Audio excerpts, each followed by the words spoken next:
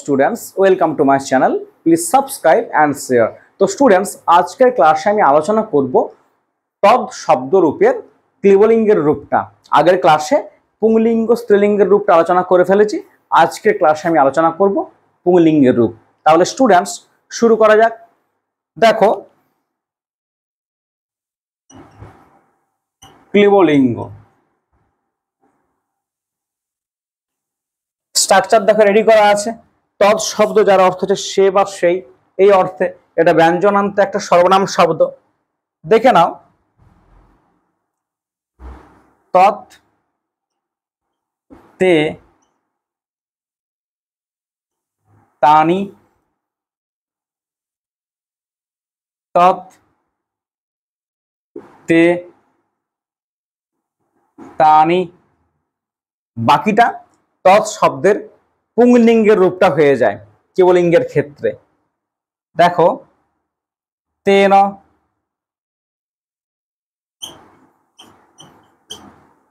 তাভ্যাম,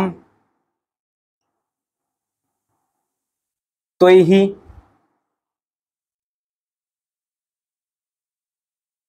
তস্मै, তাভ্যাম, তেভ্যঃ,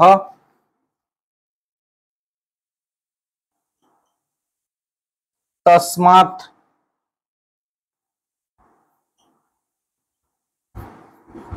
তাভ্যাম,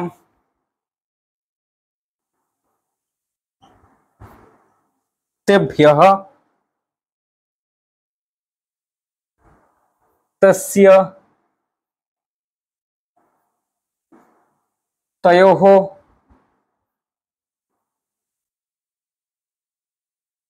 তেষাং,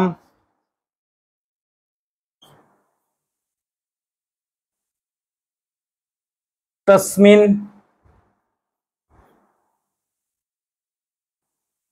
তয়োঃ,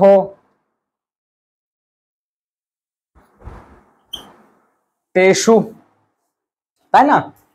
তত্তে তানি, তত্তে তানি, তেন তাভ্যাম তৈহি, তস্मै তাভ্যাম তেভ্যঃ, তস্মাৎ তাভ্যাম তেভ্যঃ, তস্য তয়োঃ তেষাং, তস্মিন তয়োঃ তেষু। সম্বোধনের কোনো রূপ নেই, তাই না? এর প্রয়োগ নেই। তাহলে তোমাদের হয়তো পরীক্ষায় পড়ে যাবে যে তদ শব্দের ক্লিবলিঙ্গের ষষ্ঠীর এক বচনে কি হয়, তখন হয়ে যাবে তস্য। তোমাদের পরীক্ষায় পড়বে তদ শব্দের ক্লিবলিঙ্গের সপ্তমীর বহু বচনে কি হয়, তখন চলে আসবে তেষু। অন্য আর কিছু নাই।